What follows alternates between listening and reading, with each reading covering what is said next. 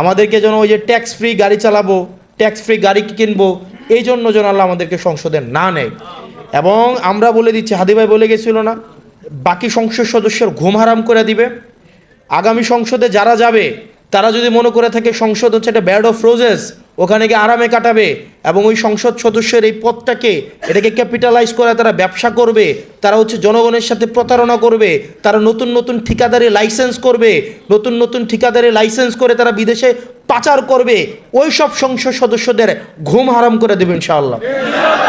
বাংলাদেশের যতগুলা প্রার্থী নির্বাচনে দাঁড়াইছে প্রত্যেকেই মিথ্যা কথা বলতেছে। এখন প্রত্যেকেই যতগুলা সংসদে যাবে ইনক্লুডিং আমি সহ হচ্ছে এখন মিথ্যা কথা বলতে হবে, বাধ্য হইতে হবে আমাকে। আমি চাই না মিথ্যা কথা বলতে, আইনের কারণে যেন কল্যাণের জন্যই আমাদেরকে সংসদে নেয়। 2-5 জন 10 জন সংসদে গিয়ে লাভ হবে না, 50 জন সংসদে গিয়ে লাভ হবে না।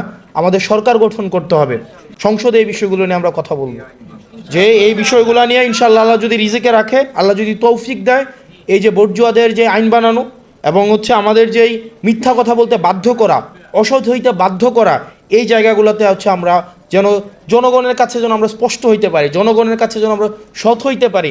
মানুষ কিন্তু বুঝে যেটা একটা মিথ্যা কথা, 30 লাখ টাকা দিয়ে নির্বাচন হয় না, এটা মিথ্যা কথা, এটা মানুষ বুঝে এবং জানে, কিন্তু প্রতিনিয়ত এটা আমাদেরকে বলে যেতে হয়।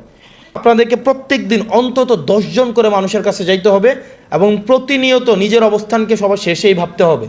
এবং আমরা আরেকটা বিষয় হচ্ছে, আমি যেখানে আসছি আপনারা টাকা পয়সা তো দিবেনই, এর পাশাপাশি আরেকটা দিবেন তো নাকি? আমি তো ওটা দিয়ে আমাদেরকে, আমরা হচ্ছে এই টাকা পয়সা হচ্ছে আমাদের একটা অ্যাকাউন্ট আছে, আমরা এটা পাবলিক করব। ওই অ্যাকাউন্টে আমাদের নির্বাচনী যে বাজেট, যে ফান্ড, আমরা ইনশাল্লাহ সংসদে গিয়ে এগুলো কথা বলবো। যদিও নির্বাচনী যে ফান্ডের কথা বলা হয়, প্রত্যেকটা প্রার্থী দেখেন,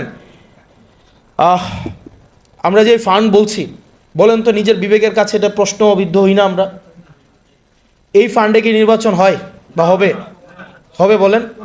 বাংলাদেশের যতগুলা প্রার্থী নির্বাচনে দাঁড়াইছে প্রত্যেকেই মিথ্যা কথা বলতেছে। এখন প্রত্যেকেই যতগুলা সংসদে যাবে ইনক্লুডিং আমি সহ হচ্ছে এখন মিথ্যা কথা বলতে হবে, বাধ্য হইতে হবে আমাকে। আমি চাই না মিথ্যা কথা বলতে, আইনের কারণে। 40 লাখ টাকা 30 লাখ টাকা কোনো আদম সন্তান যারা সংসদে যাবে বুকে হাত দিয়ে বলতে পারবে শুধু এই টাকাটা খরচ করে সে সংসদে যাবে, কিন্তু আইনের কারণে কিন্তু তাকে মিথ্যা কথা বলতে হচ্ছে। তো আপনি মিথ্যা কথা বলে সংসদে যাইতেছেন, আবার হচ্ছে, তো যাই হোক, পরিস্থিতির শিকার আমরা, আইনের হাতে আমাদের হাত বাঁধা। সংসদে এই বিষয়গুলো নিয়ে আমরা কথা বলবো, যে এই বিষয়গুলো নিয়ে ইনশাআল্লাহ আল্লাহ যদি রিজিকে রাখে, আল্লাহ যদি তৌফিক দেয়, এই যে বর্জুয়াদের যে আইন বানানো এবং হচ্ছে আমাদের যেই মিথ্যা কথা বলতে বাধ্য করা, অসৎ হইতে বাধ্য করা, এই জায়গাগুলোতে হচ্ছে আমরা যেন জনগণের কাছে যেন আমরা স্পষ্ট হইতে পারি, জনগণের কাছে যেন আমরা সৎ হইতে পারি।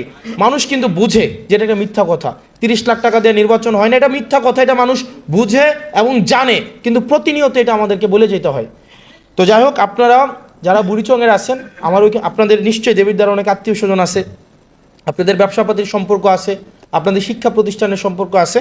আপনাদের কাছে আমার চাওয়া সেটা হচ্ছে, আপনারা আমার জন্য একটু আপনাদের জায়গা থেকে যতটা বলার আপনারা একটু বললেন, আপনারা একটু বললেন আমারে, আপনারা একটু ভোট ভিক্ষা দিয়েন, মানুষের কাছে একটু বললেন, আপনারা আমার জন্য একটু হচ্ছে একটু মাউথ সার্ভিস দিয়েন, যারা পারেন একটু ফুড সার্ভিস দিয়েন, যারা পারেন একটু মাউথ সার্ভিস দিয়েন, একটু ফোনটা হাতে নিয়ে 2-4 জন যারা আত্মীয় স্বজন আছে তাদেরকে একটু ফোন দিয়েন।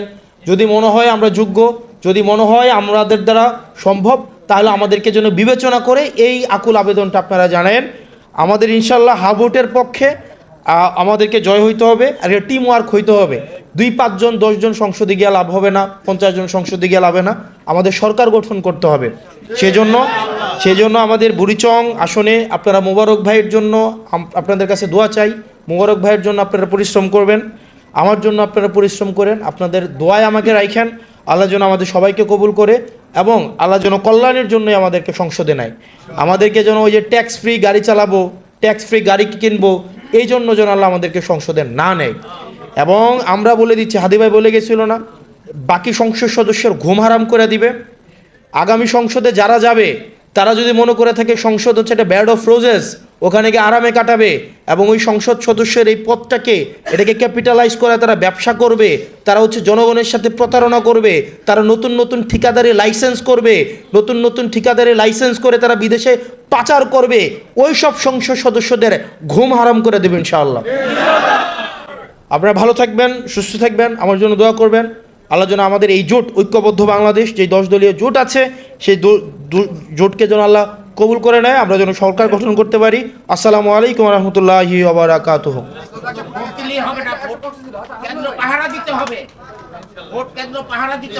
অসংখ্য ধন্যবাদ। ঐক্যবদ্ধ বাংলাদেশ জোটের কুমিল্লা 4 সংসদীয় আসনের যিনি জাতীয় নাগরিক পার্টি এনসিপি থেকে নির্বাচন করবেন, আজকের অনুষ্ঠানের সম্মানিত বিশেষ মেহমান হাসনাত আব্দুল্লাহকে আমাদের বুড়িচং ব্রাহ্মণপাড়া উন্নয়ন